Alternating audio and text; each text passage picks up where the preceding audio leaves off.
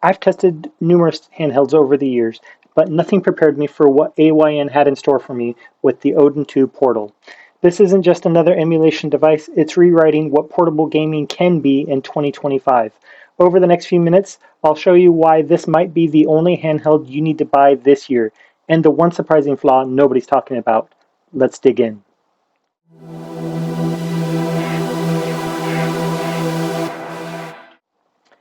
Hey fam, Swati Tuk Kong Crap, it's P-Nick here, and it's time for my first impressions video, and as you can tell by my intro, I'm really impressed with the Odin 2 Portal. Now I currently have Emulation Station Desktop Edition, or ESDE, in its screensaver mode, which it takes the games that I have scraped, and when you scrape something, it simply means going into a website and pulling out the videos and box art, that type of thing for the games that you have. Don't worry, Emulation Station Desktop Edition, ESDE, makes it super easy for you. But the nice thing is you can let it cycle through a game until you see one that piques your interest.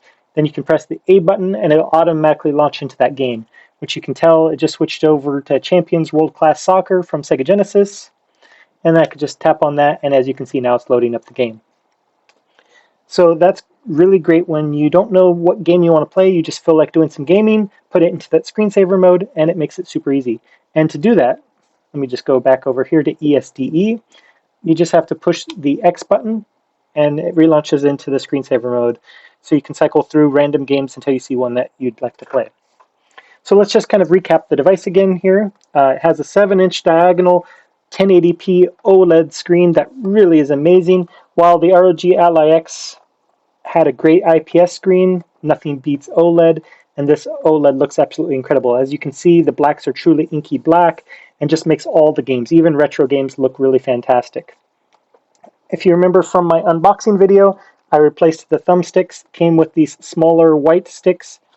I replaced them with the larger black ones that I got for about $5 US, and that included also this Nintendo Switch layout black button. What do you think? Should I go with the black buttons to go with the sticks, or should I stick white face buttons to go with the white D-pad?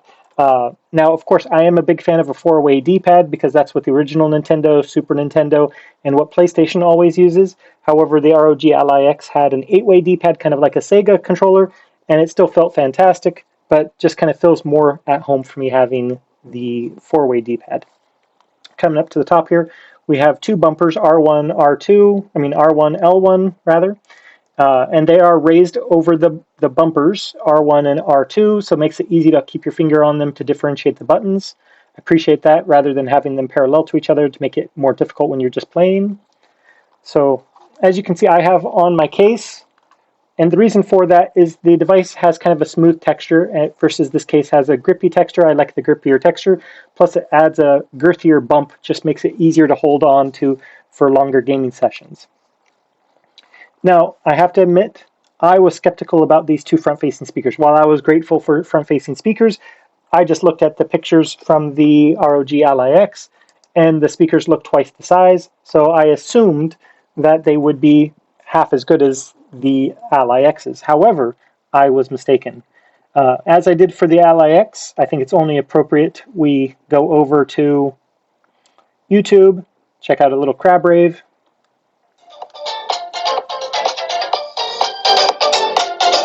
And I don't know if my microphone's picking this up, but the bass just sounds better than it did on the Ally X.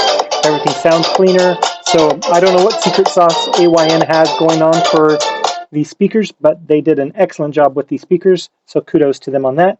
Now, as I mentioned, this is a full Android device, so if you're familiar with using Android phones or tablets, you'll feel right at home with this. And even if you're used to an iPhone, over the last couple of years, the updates to iOS have merged it to be quite similar to Android. The only thing that they haven't added that I would really love for them to add was the fact that they don't have a app drawer like most Android phones do. I assume it's because AYN is from China and most Chinese phones don't have an app drawer by default. So I would love for you to at least add it as an option in the future, AYN, if you're listening in. But in the meantime, no compromise Android. You have the full Google Play Store out of the box. You don't have to do anything to get it. It's just there, so it makes it quick and easy. You can create folders, as I've done here, to make things simpler. Of course, you can rename them And it even supports, if I can type, that helps, swipe typing. There we go, PlayStation. Makes it quick and easy. Now, let me go back over here. You'll see the icon for ESDE, and you'll see right above it, Patreon. That's not by mistake. The makers of ESDE are still developing ESDE and making it better and better all the time, and they ask for a one-time payment of about $5 US to their Patreon account to help them support their building of ESDE. I think that's a fantastic, worthy cause, but again, your decision is your decision. But for me, it's worthwhile to support these guys while they're actively developing this. And again, because it is full Google, I have Netflix, I have YouTube in my entertainment folder. I have Android games. For example, Genshin. I can play Genshin Impact, and I can use the buttons on this with the key mapper. Let me see if I can pull that up. Probably you can see these little dots. Of course, I just started up the console, so it's going to take a moment to load up. But while we're doing that, it knows that I'm in a game now, so I have key mapper. With key mapper, I can choose if I want to do a button. For example, I can drag this down here and say this needs to be L1. Boom, L1. So then I can push L1. If that button is always there on the Genshin screen, it'll recognize it when I push L1, it'll recognize that. But if I didn't mean to put it there, I can just drag it back up and takes it away. And you can see I've done this for thumbsticks as well to move around my character. And the nice thing is it acts like I am fully using the regular stuff. Let me minimize this audio here. Let me just show you quickly. I have Genshin set to all the maximum settings. Of course, it's going to want to take its time. So I have it set to max settings, and I don't even have it in its performance mode because the Snapdragon 8 Gen 2 is just an amazing beast of a device. So as you can see here, I am using my buttons on my controller, which is great because Genshin doesn't natively support these types of controllers. And yes, I'm still relatively new to Genshin here, but I definitely can enjoy it, and I think it looks like a very beautiful game. Of course, it's based on its art style, but you can see where my buttons have gone, and you can see my thumbsticks here have been mapped. So that's how you can do that. And then different games, for example, Asphalt, comes out of the box recognizing these controls, so it tells you what you need to do.